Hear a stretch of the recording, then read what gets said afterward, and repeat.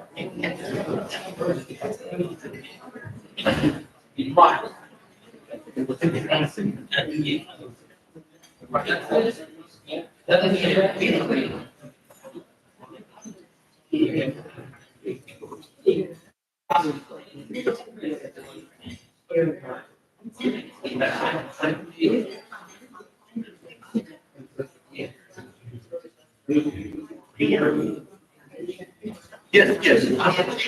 Okay. Yes,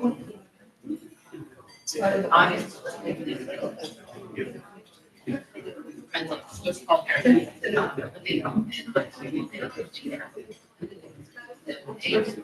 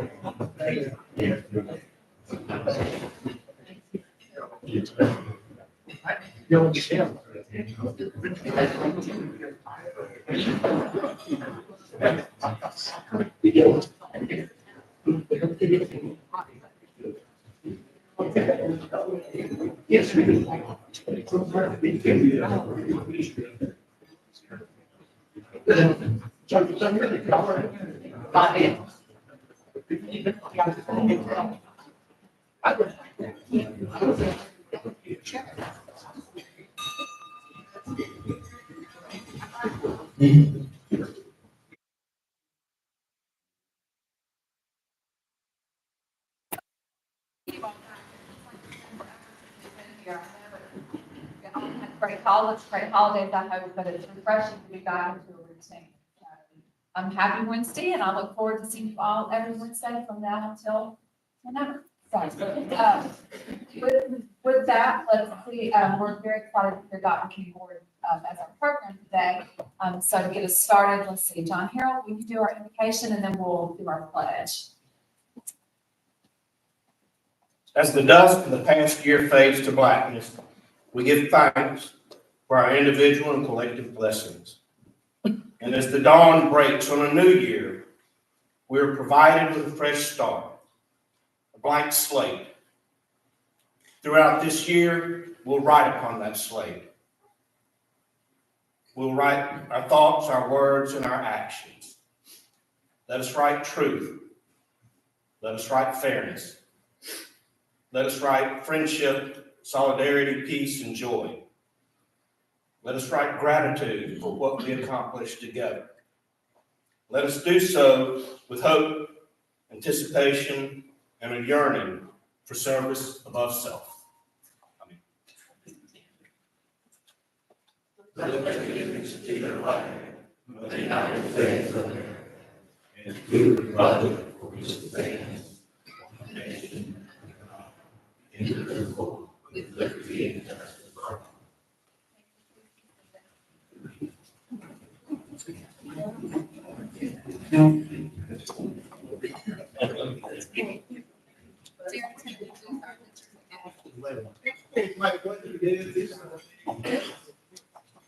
First off, we have Lynn Clements. The other half is Lynn. They're at the back of the room. Miss Maury White, who is guest with Sandy Lee. And Miss Stephanie Kissinger, can you come on up, please?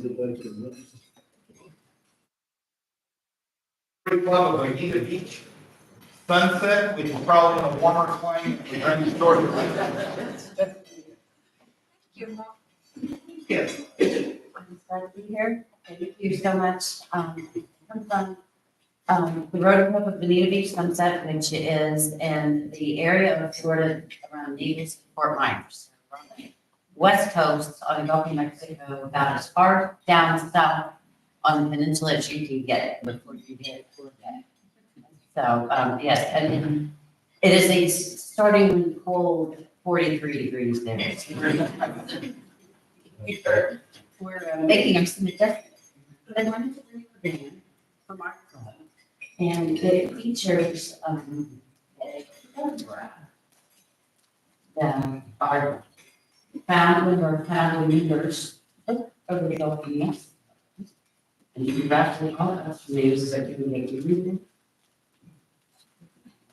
It's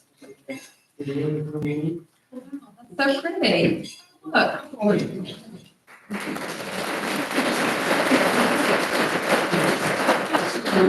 we have a PNC that celebrated our 100-year anniversary, which we did last year. So Yes. congratulations. Thank you. Thank you. Beautiful. And let's give all of our visitors a gift out.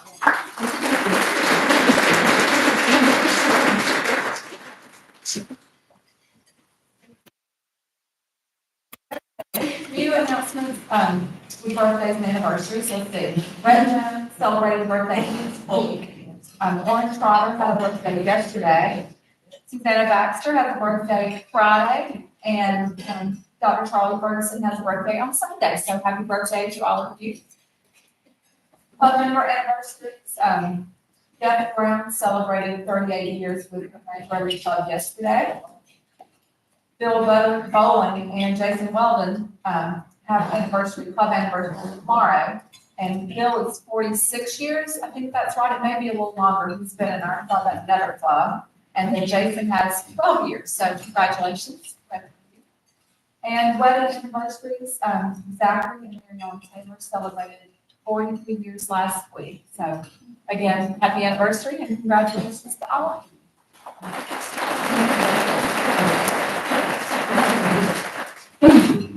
Full announcements, we will have a board meeting next Wednesday, immediately following this meeting. So if you're on the board, or if you'd like to make up an attendance, please feel free to join us.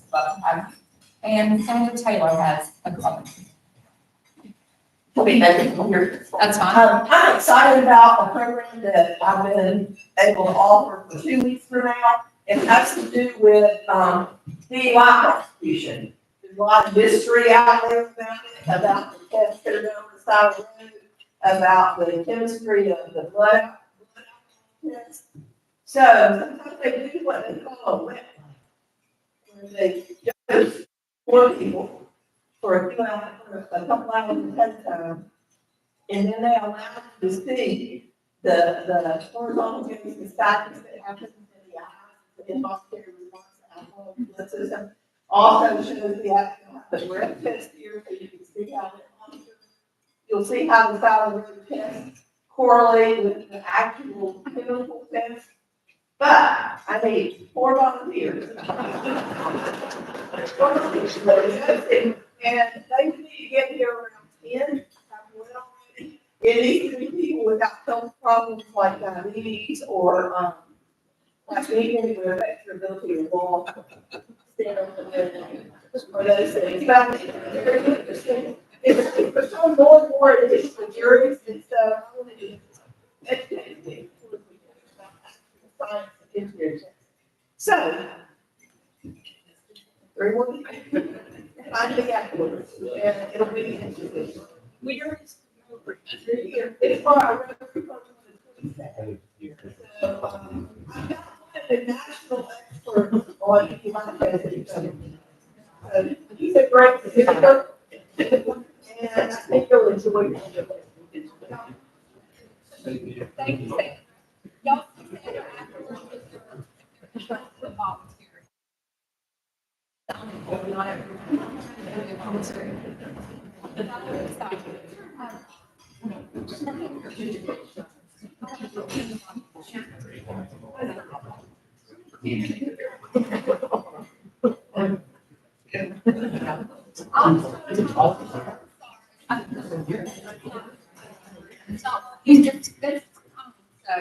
Okay, I'll just talk loud. Y'all hear me? We have a little bit of time for happy dollars, but let's try to be happy in a very limited amount of time. So we want to give Dr. Moore plenty of time to share this program. So.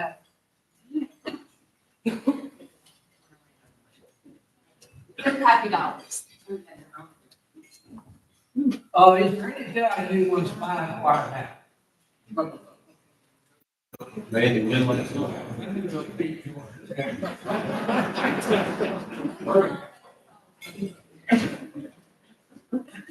think our was done after Christmas. So, anybody know why? What's coming up later this year? It's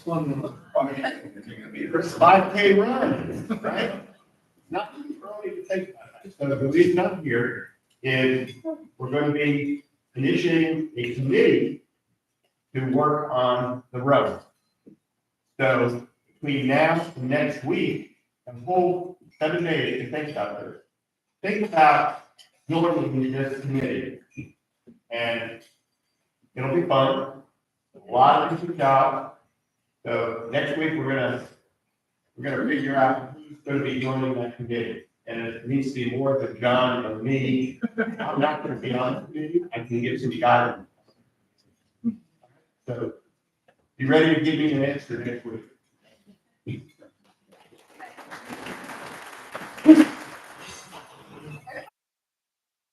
Get ready to start. Dr. Taylor does not want to be introduction. So, it really does have a great bio, but we're gonna let him just take it away and ask some questions. So, Dr. Gordon.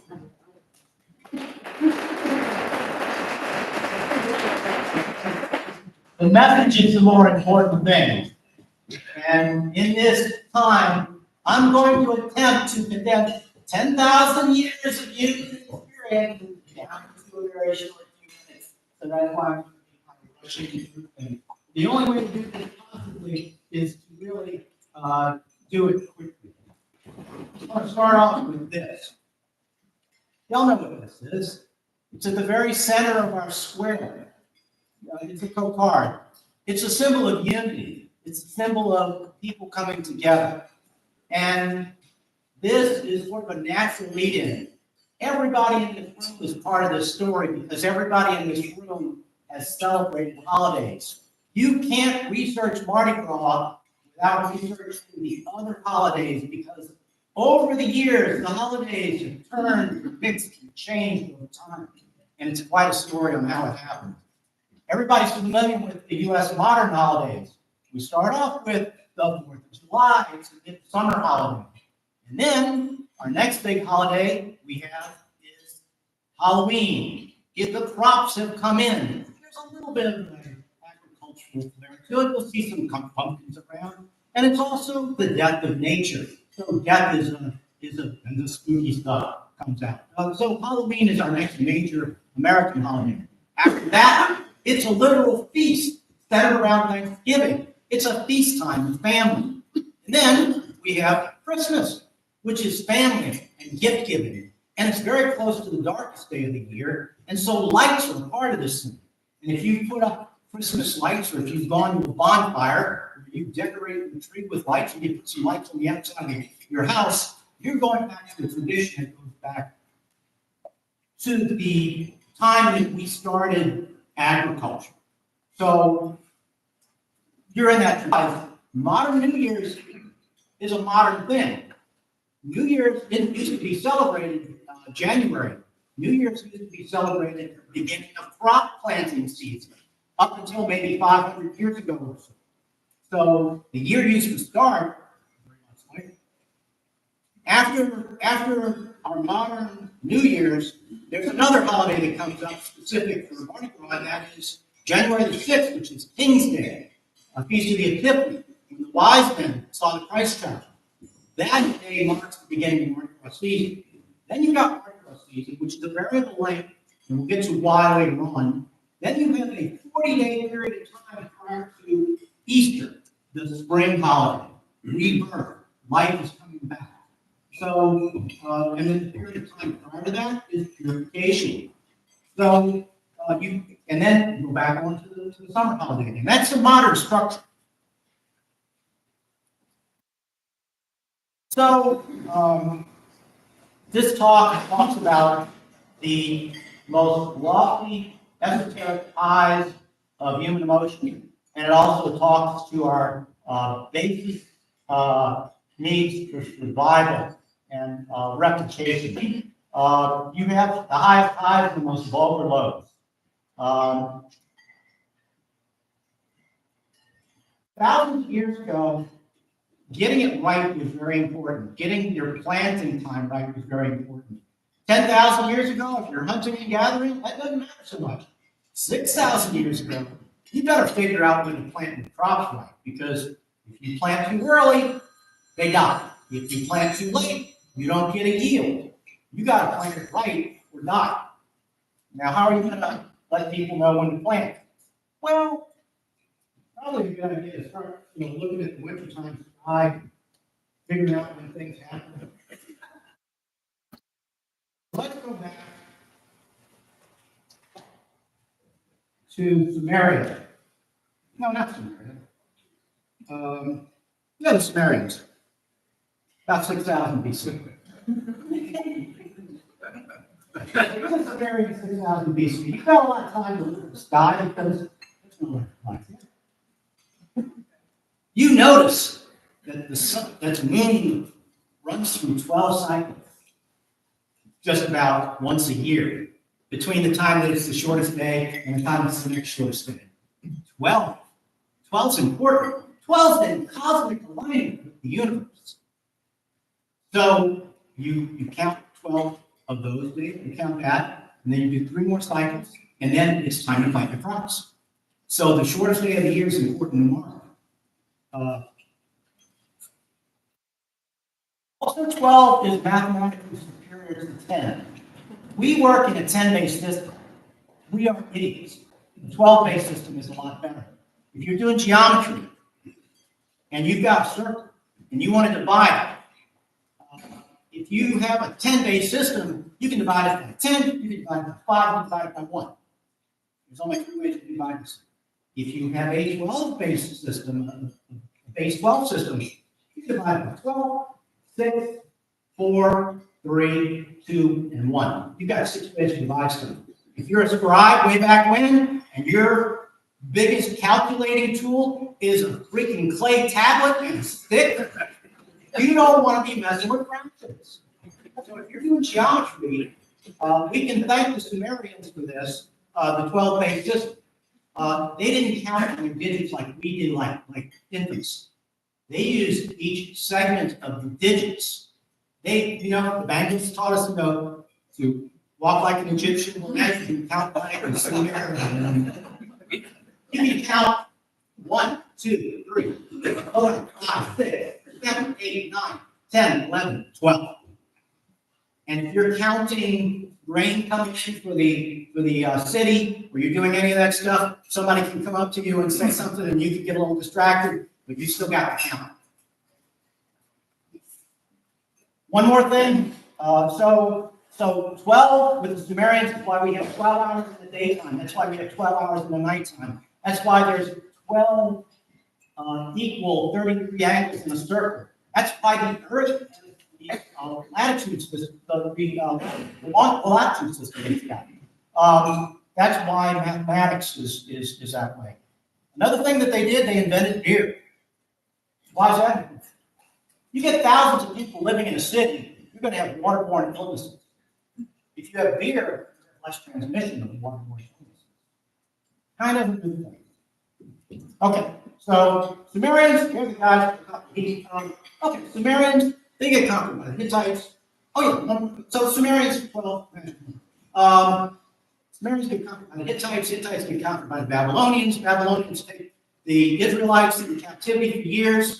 Israelites pick up their calendar from the Babylonians. Also, pick up the 12 an important number. The Israelites have their own important number, 40. The Israelites use 40 like we use a million. I got a million. The Israelites might say, I got 40. So Israel wandered 40 days in the desert.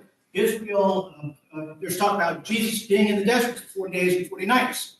40 was a number that meant it was a sufficient amount of it. It was a surplus. It was enough. So 40 is another important number. So these people were at the beginning of things. There was the backwaters. The backwaters were the Druids. They were in Europe. They were, France, Germany, Britain. And they found out, they needed to count to see what the slowest day of the year was, the shortest day of the year. They put a log into the fire, and it would burn the whole time. And it would burn 12 days. Yeah, 12 is important. So the Yule celebration, the Yule was simply the winter solstice. The Yule celebration was there.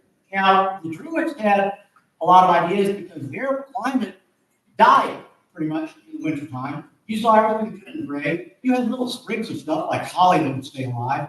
So the colors became important. the berries were red. That was like blood. That was like life. The green represented life continuing. You could take green and put it in a circle. That would represent eternity. Also, the Druids, they were also brewing, and they would brew stuff, and they had some interesting beliefs about brewing. When you were brewing, if you were angry around the stuff while it was fermenting, it got stronger. So you could be mad around the brew. But they would give a wassail bowl. Wassail would mean to your health. And they would share this communal bowl around. And so waffling comes from that. Yuletide comes from that. So another thing, they would take the Yule log and they would prop up the edge of it into the hearth.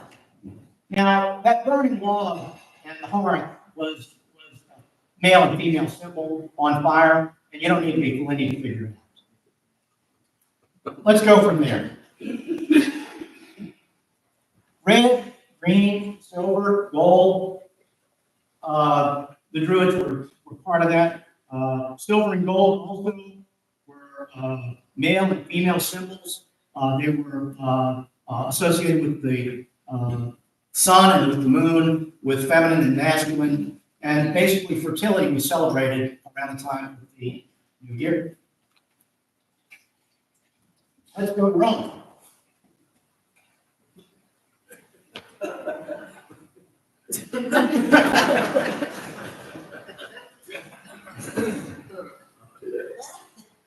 I know Saturnalia. Saturnalia was a combination of modern Christmas and Mardi Gras mashed into about 6 days. It would start off with the priests leading a bunch of oxen to the temple of Saturn, who was the guy in charge before Juno was in charge. And Saturn was supposed to be having an idyllic age, an age before the current wilderness. So people would wear a Phrygian cap. Phrygian cap was a symbol of being a freeman in this area in Turkey. So the masters would wear it, the slaves would wear it, the social rules would be relaxed, and there was gift giving, there was drinking with friends, there was board games, there was being with family, and then last day of Saturnalia, there would be candles. So again, we have this lights showing up again. Also, another Roman holiday that I would like to mention, just in very brief passing, was Lupercalia. Lupercalia happened in February, which was toward the end of the Roman year. And February was a purification month. But I would love to go into the why a whole bunch of people would go into a cave in the Palatine Hill, get drunk, have two young men stripped naked, dip them in blood, wash it away, give them strips of newly sacrificed goat skin, have them run counterclockwise around the Palatine Hill, and hit women with it like a whip. And the women wanted to be hit with it like a whip because it would either make childbirth easier or it would make them more fertile. This was a fertility rite. I'd like to tell you about all that, but ain't nobody got time. Other thing that was in the time period, the other mentioned was the fact with oxen and feasting as part of Saturnalia. I let that out. Oxen are going to show up again and again. In Saturnalia, there was a Lord of Misrule that was frequently appointed. Sometimes a cake would be made, and a coin would be made into the cake, and whoever got the coin would be the Lord of Misrule, the guy who was in charge of the practical jokes and stuff. Sometimes it would just be given to a child. Sometimes it would be given to a servant. Lord of Misrule would be somebody who's ordinarily not the person in charge. So another holiday around that same time came from the mythic religion, Sol Invictus. December 25, shortly of the year, it was the victory of light over darkness. But this was not a core Roman thing. This was something that was getting popular in the legion. So we've been dealing with a period of 600 BC, about 600 AD. Now let's go to about AD 0 to about AD 600 and the early church. They look at all that and say, what are we going to do? Saturnalia? No, no, we're just not gonna have it. Sol Invictus gets turned into Tristan. The Feast of the Wise Men comes into being. Easter gets decided to be after 3 lunar cycles, after the shortest day of the year, the first Sunday after that, that's gonna be Easter. And then we're gonna have a 40-day purification period prior to that, and that's gonna be called Lent. And then there's this variable period, and that's, well, the church is like, we don't really know what to do with it, but we're gonna leave that alone. The people, Saturnalia, I don't think anybody official with that. So that's kind of where we were. So it got popular. It was all over Europe. We get to around 1100, and we're starting to see king cake getting made in France for King's Day. And they would make a little coin, and that person would be like the Lord of Misrule. The king cake got different meanings over time. The cake was baked in a circle, which could represent eternity. The coin could represent the Christ child in search for Jesus. And so modern king cake, you'll see it reflected in purple, green, and gold. Those colors got some flavor on. At times it was a coin, at times it was a bean.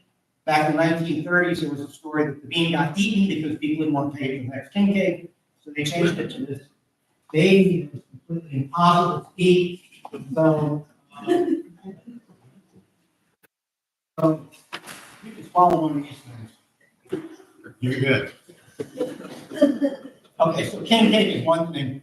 And then let me take a little side trip. I said everything's connected to everything.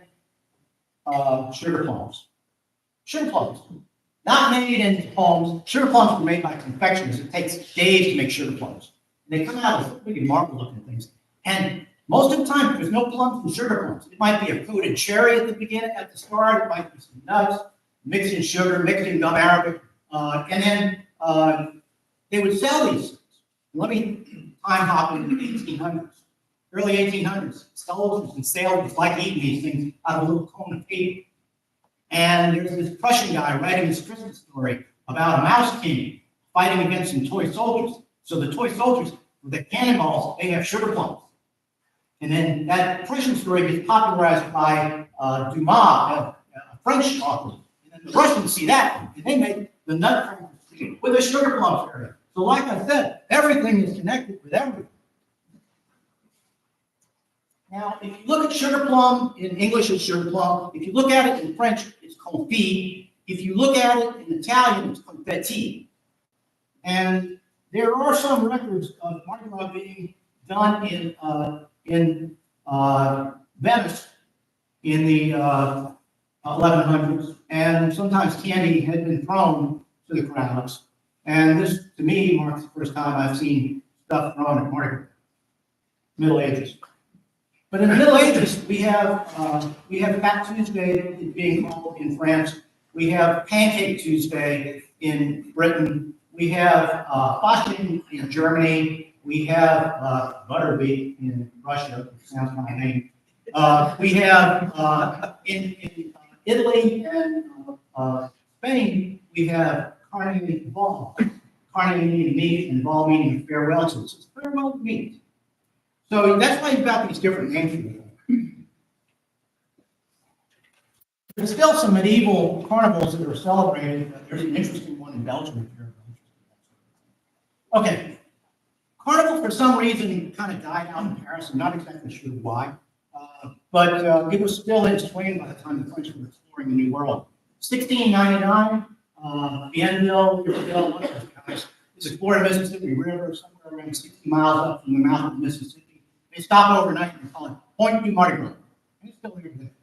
So it's the first mention of Mardi Gras in the Northern Hemisphere New World. 2 years later, 1702, Mobile is founded. And by 1708, there is a Société des Bœufs in Mobile taking a paper mache ox up and down Dauphin Street. First recorded parade. New Orleans was not found until 1718, 10 years later. So Mobile has a definitive lead on everything. 1831 in Mobile, a, guy is, in a hardware store buying a brake and some cowbells, and he goes outside and starts causing some ruckus with it. What are you? I'm a cowbell. You're hilarious. We're with you. So they start up this marching organization called the Cowbellians. The Cowbellians were a mystic organization. Mystic means you don't know who's in it. It's a secret. A group of Cowbellians in 1857 go from Mobile to New Orleans. And New Orleans was having parades at the time, but they were getting a little bit rowdy. The Cowbellians in the past had stolen a donkey and rode it into a bar one night. These are the guys that brought more civilized parading to New Orleans. So Comus shows up in 1857. They named it the Crew of Comus, and they wanted to emphasize that this was an ancient civilization going way back, ancient organization going way back to the medieval times of England. No such thing, but yeah. So, now there was this little thing after that called the U.S. Civil War. You've probably heard of it.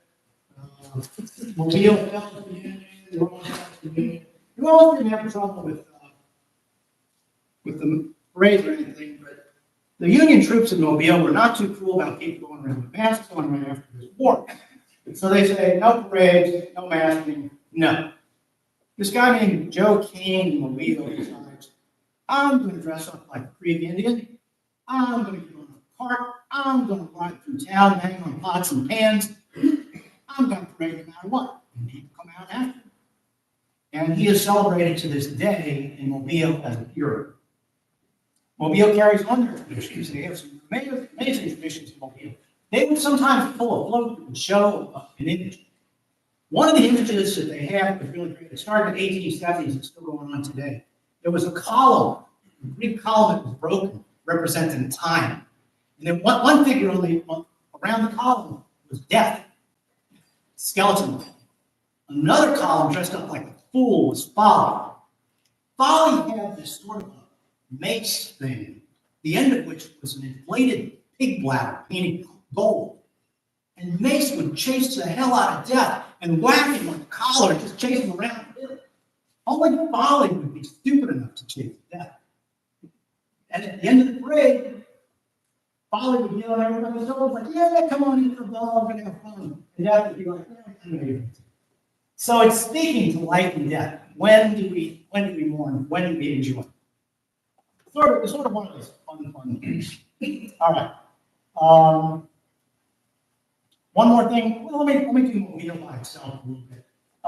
Next thing with Mobile, around the 1940s, they decided we're going to have one big king in charge of everything. They decided they get all the organizations together. We're just going to have one king. His name is going to be King Felix. So King Felix the first happened, and then they've had different King Felixes since that time. Whereas in New Orleans, they have many kings. All right, let me go back. 1870s. 12 Night Rebels are a group that parades on January 6th, on King's Day. Guys dressed up like Santa Claus. Santa starts throwing trinkets to the crowd. Crowd loves them. The next year, everybody starts throwing trinkets to the crowd, whether they dress up like Santa or not. People love it. Within 10 years, New Orleans is getting 1 million visitors a year because people like the participatory nature of the parades. 1872, the Russian Grand Duke Alexis is going to come visit New Orleans. There is no one of a similar stature to meet him. The inventor, Rex, King of Mardi Gras. Rex comes out, his colors are purple, green, and gold, which stand for justice, faith, and power. Pretty noble. I like it. Rex is important for a number of innovations along the way. 1912. Zulu is formed. A group of black people play the satire card, which has always been inherent in Mardi Gras. And they make fun of Rex and every other organization too. They had seen a play that had in it, there has never been and will never be another king like me. And they took that line and they ran it. And so it is very difficult for people from the outside to understand why the people in Zulu, who are black largely, use blackface, but it's satire. How are we doing? We're good? Okay. All right, so Zulu comes into being. All right, so let me go to beads. Mainstay of throws is beads. In the early 1900s, they were glass beads. Japanese and mercury beads, which actually had silver nitrate in it. But it's a show. So Japanese mercury beads later on in the 1940s switched over to Czechoslovakian beads, and those were in use in my early childhood. Around 1975, they changed over to plastic beads. Now, plastic beads are a lot safer because when you grab a strand and somebody else tries to yank it out of your hand, if it breaks, it's just going to break into one piece, and all the beads are still going to be welded onto the old glass. But these are a lot lighter and less likely to cause injury or scratches. 1980, cups get thrown. I love that, my favorite throw. The balloons. It's 1960, correct. The balloons have their own way of saying things. There's a head and a tail. The head side has the logo of the organization. It has the year that it first paraded. It doesn't change. The tail has the current year that parade went on, the theme of that parade, and some artwork relative to that particular parade. It's a memento that can last for decades. We have 12,000 balloons now printed up for this year's parade. Okay, so back to throws. 1956. Mobile doesn't want to be quite so bead-centric, and they're looking for alternatives. They tried Cracker Jack boxes, but that has corners. That'll hit you. They find the moon pie. They love the moon pie becomes the preferred throw. So this is where I turn everything personal because it's easier for me to explain this way. I moved here after Katrina in 2005. And for 5 years, I sit around every winter going like, we ought to be having a holiday, nothing's going on, this is a rip. And I met a guy named Charles Hudson. And Charles says, do you want to go to Rotary? And I was like, yeah, sure. So I go to Rotary and I find out all these things happening that I have no clue what's going on. And I get plugged in. Well, 1 year, Mr. Hudson gets to be the Grand Marshal of the Christmas Parade. And you can work on that. I've seen more floats than most people in this room. So I go, I'll work on it, because I know what professionally built floats look like. And so I get on the committee, I work on that. And as we're working on the committee with Mark and with Patty Youngblood and with other people, I had bought 6 cases of beads. There were going to be little kids at St. Mark's who were going to be on the parade. It's like, oh, that'd be fun. Have a little excitement.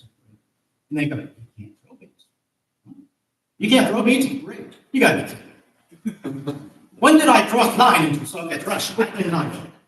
So I talk to people, and it turns out that, if it's a private parade and somebody else is running it, they get to set all the rules. That's okay. But I tried to find out what was going on. They cited safety concerns. And it was like, beads are not unsafe. They'll lure people close to the floats. Well, the floats are unsafe. If you're worried about that, ban the float. So I started looking into it, and it's like, no, it's all what the French explorers went. It's all what the cultural norms have been. If you bring in a new tradition, you're going to have to not try to replace an old tradition. So that was the only way to go with starting up another parade as a regular parade, not trying to modify it. So anyway, I looked into float safety.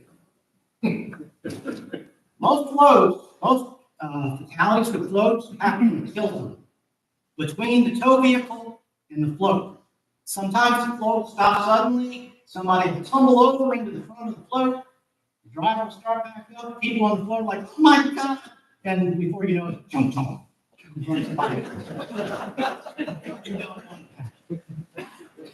every float that we build has an attendant on it who makes sure that people don't act up too much and also was within a foot or two of this thing, which is an emergency signal to stop. Watch your ears for a second. Okay, that's our emergency signal to stop, and that's built into every crew of mass flow. We also have high enough railings where people aren't going to fall out easily, and we try to keep people back from the float. So we try to be really safe and we. So we've had parades going from, when we first went to the city was like, what, it's like, no, really, this is a family thing. And we had to do a little convincing, but I think over the years, we've been able to desensitize people with beads and not interrupt the band. This is the family thing, I've just grown up with it. So anyway, we're going to be parading again on February 22nd. It's a Saturday night, 2 Saturdays before Martin Luther King. We're going to load up at the skate park. We're going to go up Main Street, past the theater, past the square, up to the courthouse. We're going to make a left there, make another left at Pretty Good Books, come down Church Street, come down Main Street. We'll toast the mayor, no, not the mayor, the Lord Mayor. He gets a promotion. The Lord Mayor gets toasted there, and then we go ahead and disband. It should be fun. If we get rained on the 22nd of February, we're going to put it off 1 week until March 1. But if you come, bring a bag. Your pockets are not going to be enough. And if you'd like some cups or if you'd like some balloons, I'll bring some up here. What kind of questions do you have?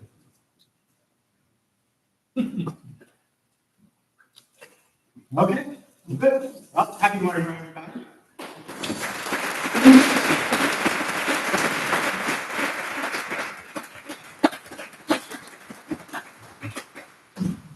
And that was so interesting, and you certainly know your history. That was fascinating. And the March on Break is so much fun. We really do. I was looking forward to catching all the business. So anyway, thank you again. We really appreciate your time. We will be obviously making a donation to public funding as a thank you.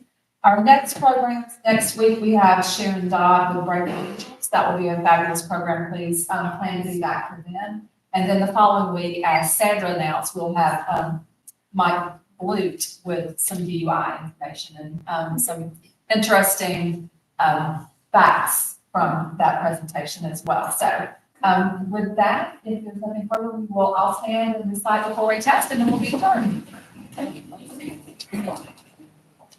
The quick test of saying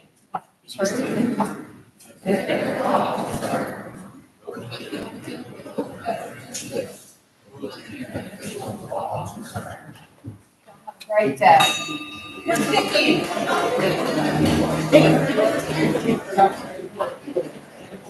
Yeah.